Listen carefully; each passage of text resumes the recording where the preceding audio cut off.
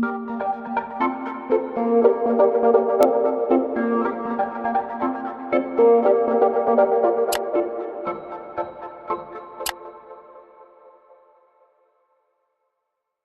magandang hapon mga ka-tortoise. So hapon na kami nakapag-vlog ni Ugway kasi nga medyo maulan. Tsaka ngayon, kakauwi ko lang galing sa trabaho. So ito ang ating si Ugway. Makikita nyo, laki na. So ang kanyang shell ay medyo, kung mapapansin nyo, namumuti-muti na. So ibig sabihin, kailangan na nating i-wax kasi baka magkaroon ito ng mga cracks. So yun yung iniiwasan natin. Kasi kailangan laging, kumbaga, moist yung kanyang shell para, kumbaga, sa inyo ng pagiging healthy na tortoise. So, samahan nyo ko. So, titimbangan din natin siya para makuha natin yung kanyang bigat na inilaki sa loob ng isang linggo. Mga ka-tortoise, pag-wax natin kay Ugway, i-wax na muna natin siya. So, gagamit tayo ng tortoise shell wax. Gaya ng mga sinabi ko nung unang mga videos na ginawa ko. So, kailangan gumamit lang kayo nung gantong brand. O kaya, yung talagang legit na brand. So, ito na yung example. Kasi talagang itong wax na ito, ang specialty talaga niya is sa carapace ng mga tortoise. So, hindi, kumbaga, magkakaproblema yung tortoise natin. Kasi baka pag iba ang ginamit ay magkaroon ng infection o kung ano man na pwedeng makuha ng tortoise natin. So, gumamit lang tayo ng same brand lang. So, pag wax kay Ugway, gagamit tayo ng ganito, ng lata. So, kaya gagamit tayo ng lata kasi diyan natin siya ipapatong.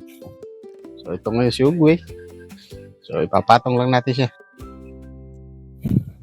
So, yan. Kung makikita nyo, nakapatong lang sa gitna para hindi siya maglikot.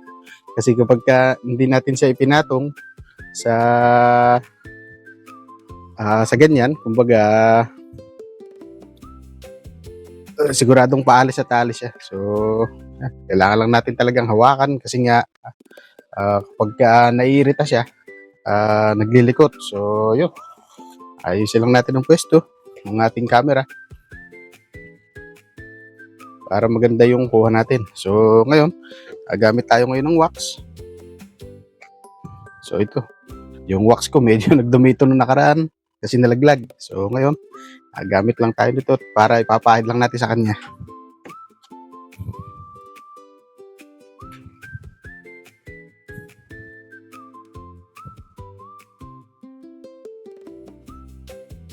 So, yun. Makikita nyo, tatapusin ko lang to para kumbaga makita nyo rin yung magiging resulta kapag napahidan na natin. So ito mga ka-tortoise, gagamit tayo nitong ating timbangan, yung timbangan pa rin natin dati. So nung last na timbang natin kay Ugway ay nasa 2.7 kilos na siya. So titignan natin ngayon kung anong magiging bigat niya. So, para mabasihan natin, may record din natin. So, ang timbang naman ng tortoise ay hindi naman palaging consistent. Kumbaga, may pagkakataon na parang pumapayat siya o siguro hindi nakakain ng ayos. Pero, dito naman, lagi naman siyang, kumbaga, tama yung pagkain niya. May mga mulberry, may mga nitong nakaraan lang kasi dinala ko siya doon sa Cabinti, Laguna para medyo makapag-exercise kasi kapag nandito siya sa loob ng bahay namin ay kumbaga hindi siya masyadong makapaglakad. Ang kataasan lang sa kanya ay natutulog lang. So ayan, ito si Ugway. Titignan natin kung ano kasi napansin namin nung nakaraan na parang sobrang taba niya. Kasi kitang-kita yun dito sa kanyang sa balikat. Ngayon naman, medyo lumubog-lubog ng konti. Siguro, medyo maskulado na ngayon si Ugway. So, titimbangin lang natin. Ayan, nakasiro na yung ating timbangan. Timbangin natin. So, yun. 2684. So, ayun na nga, gaya ng sinabi ko, bumaba yung kanyang timbang. So, malikot. Bumaba yung kanyang timbang.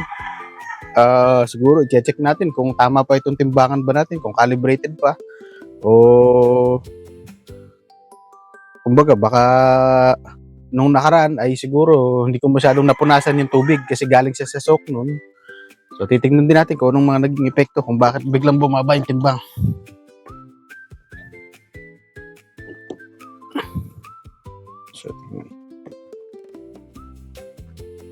So yun talaga. So yun mga ka-tortoise. So na-wax na natin si Uguay. Makikita niya, makintab na yung kanyang shell. Oh.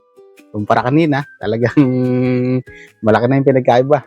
So, ang kaibahan nga lang, medyo madulas. Gawa nga ng epekto ng wax. So, natimbang na rin natin ngayon si Uguay. Nakakapagtaka na medyo bumaba yung kanyang timbang.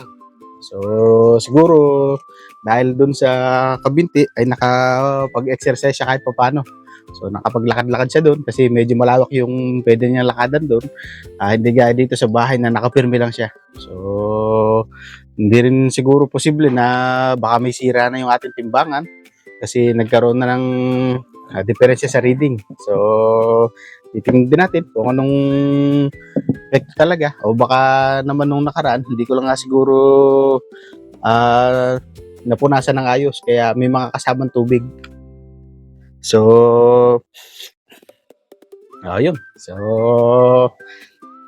nalinis na naman natin siya. So, kukuha ko na lang siya ng pagkain niya ng dahon ng mulberry para kumbaga makakain na siya.